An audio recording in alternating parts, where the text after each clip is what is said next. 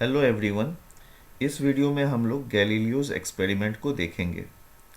जैसा कि हम लोग लास्ट वीडियो में देखे थे कि बैलेंस फोर्स के केस में सिस्टम पर लग रहा नेट फोर्स जीरो होता है और बॉडी रेस्ट में होता है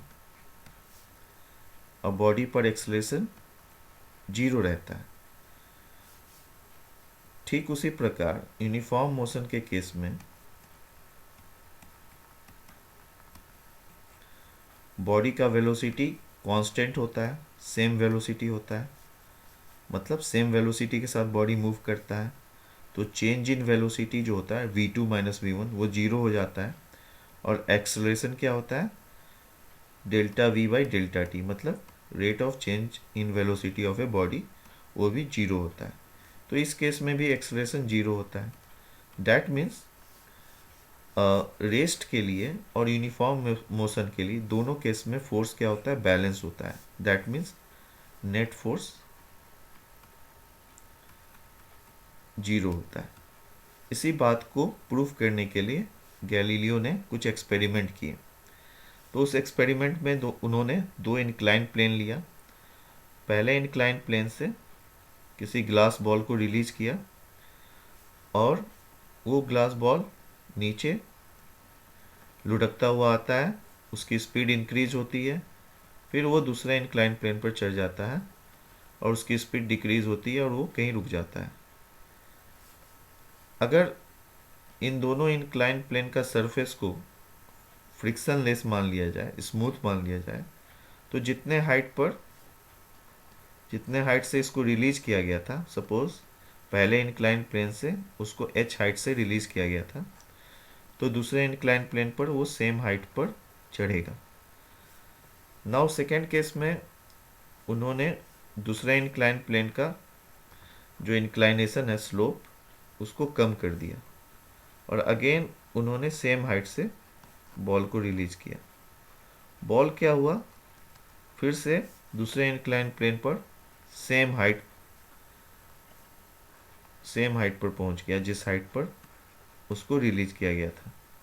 but this time ball travelled longer distance.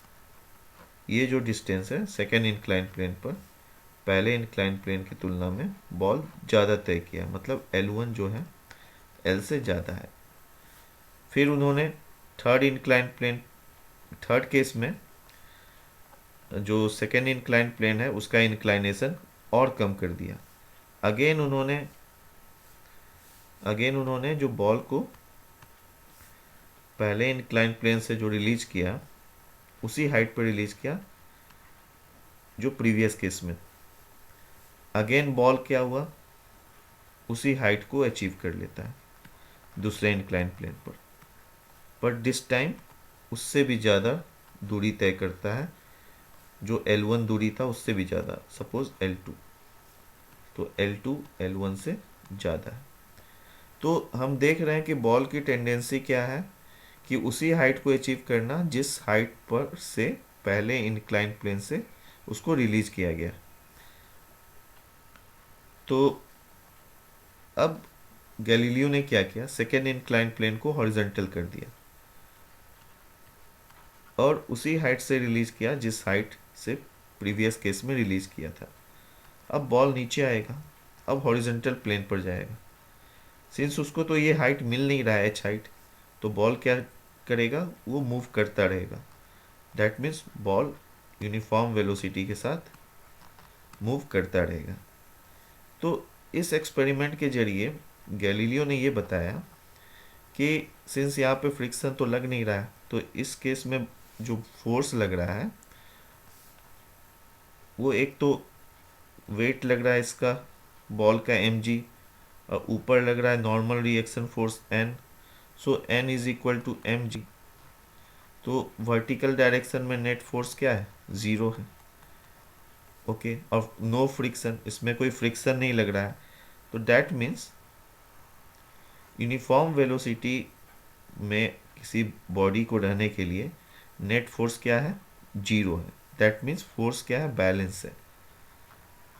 तो अपने इस एक्सपेरिमेंट से गैलीलियो ने ये कंक्लूज़न निकाला कि किसी बॉडी को,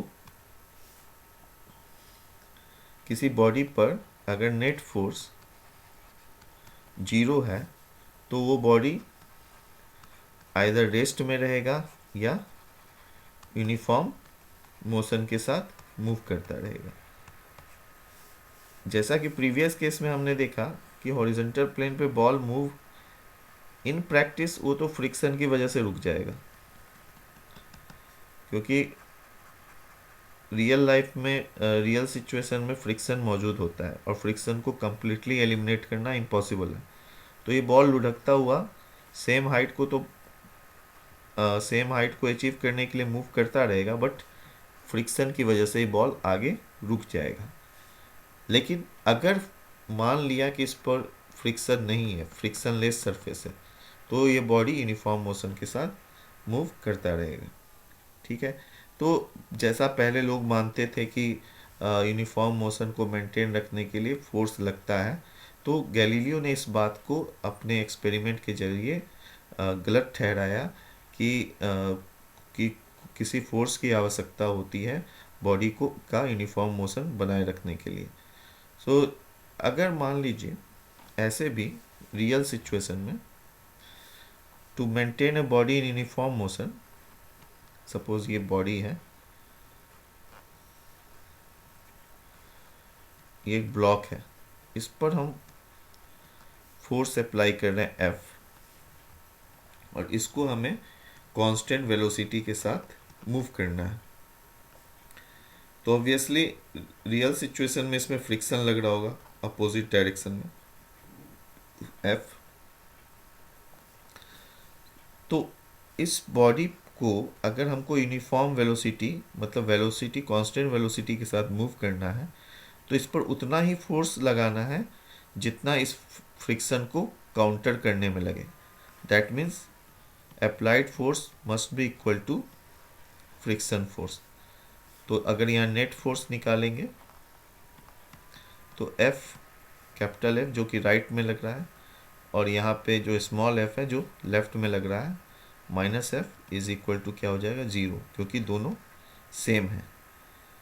तो यूनिफॉर्म वेलोसिटी में मेंटेन रखने के लिए जो नेट फोर्स होता है, नेट एक्सटर्नल फोर्स, वो क्या होता है 0 होता है। तो यहाँ पर जैसा हम देख रहे हैं कि अप्लाइड फोर्स और फ्रिक्शन फोर्स दोनों कैंसिल आउट हो रहा है और बॉडी क्या है यूनिफॉर्म मोशन के साथ मूव कर रहा है।